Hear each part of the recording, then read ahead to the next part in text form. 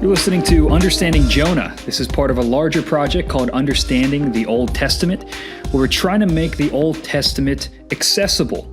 Accessible to you, not just making it understandable, but making it convenient for you to listen to some Bible teaching on books of the Bible that you might skip over, or you might be a little intimidated to read and study on your own, because the Old Testament has a lot of stuff that is unfamiliar to us. It's written in a different time. It's a different culture. There are different ideas and concepts that maybe we're not used to just spending most of our time in the New Testament. But we want to make this something that you can listen to on the go while you're folding laundry, while you're doing chores, while you're driving to work, working out, on a walk, whatever you're doing. Hopefully this can be a useful resource for you.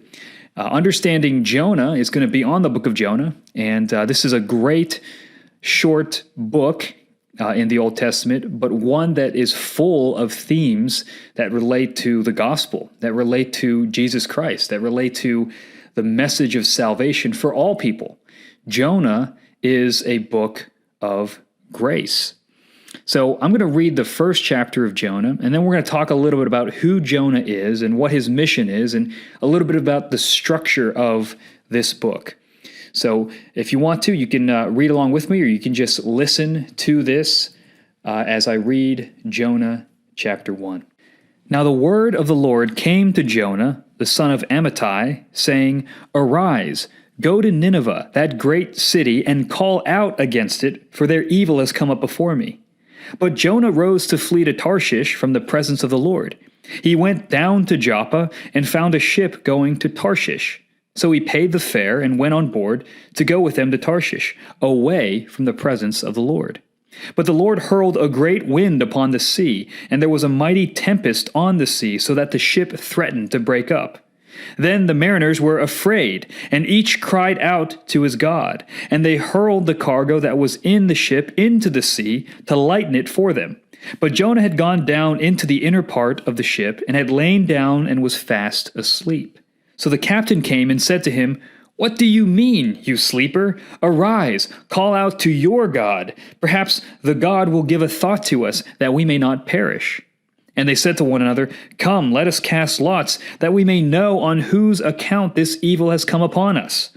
So they cast lots, and the lot fell on Jonah. Then they said to him, "Tell us on whose account this evil has come upon us. What is your occupation? And where do you come from? What is your country? And of what people are you?"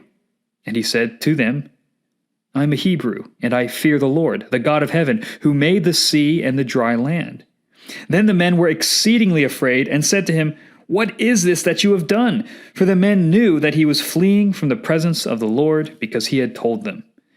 And then they said to him, "What shall we do to you, that the sea may quiet down for us?" For the sea grew more and more tempestuous. And he said to them, "Pick me up and hurl me into the sea. Then the sea will quiet down for you, for I know it is because of me that this great tempest has come upon you." Nevertheless, the men rowed hard to get back to dry land, but they could not, for the sea grew more and more tempestuous around them. Therefore they called out to the Lord, "O Lord, let us not perish for this man's life, and lay not on us innocent blood, for you, O Lord, have done as it pleased you." So they picked up Jonah and hurled him into the sea, and the sea ceased its raging. Then the men feared the Lord exceedingly, and they offered a sacrifice to the Lord and made vows. And the Lord appointed a great fish to swallow up Jonah, and Jonah was in the belly of the fish 3 days and 3 nights. In order to understand Jonah, we have to understand what it means for him to be a prophet. Now, a prophet is a member of God's divine council, a member of God's inner circle. He's not just somebody who teaches the word or even receives words to transmit to people, but there's a sort of back and forth between the prophet and God. And it seems that in Jonah actually can intercede for people and influence future events, at least from our perspective. Now, God is sovereign over all things. His decree is set and sovereign, But that's not exactly the point that Jonah's trying to make. This is not a systematic theology about whether God can change his will while still remaining sovereign, or how man's initiative or action interplays with God's sovereignty. That's really not the point here. And if we focus too much on that, if we come to text with those questions, we're going to miss what the text is actually trying to say to us. Because again, the whole point of Jonah is to demonstrate God's extravagant grace to sinners. This is a book about grace. So Jonah the prophet is being called by God to preach to the Ninevites. The city of Nineveh is the capital city of the Assyrian Empire. Now, if you remember in the Old Testament, the Assyrians are like the major enemies of Israel.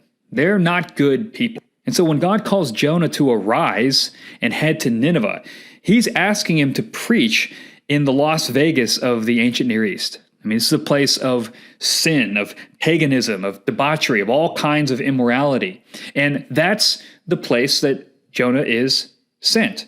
And these are bad dudes, okay? Assyrian records are filled with accounts of their violent military conquests, their oppressive enslavements of people.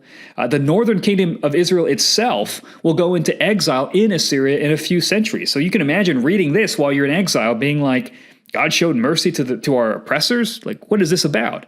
So you can understand why Jonah, when he's called to preach to these people, wants to go the opposite direction.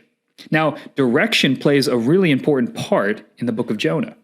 So chapters 1 to 2 show Jonah descending, going down. He's going to head down to Joppa. He's going to head down into the lower part of a boat. He's going to head down into the sea, and then finally down into the belly of a fish.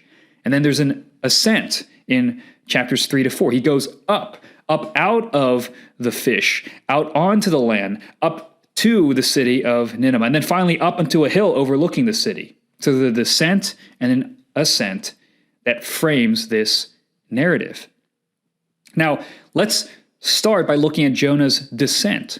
So Jonah descends to the city of Joppa to head to Tarshish, which is the opposite direction of Nineveh. So Jonah is thinking to himself, maybe if I hop onto this ship, I can avoid God. But that never really works out.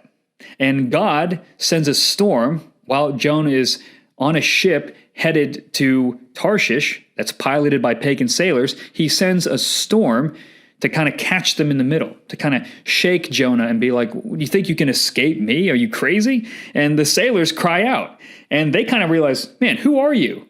Like, I think this is happening because you, Jonah, are on our boat. So these pagan sailors are chucking their cargo overboard, trying to lighten the ship, trying to survive this storm.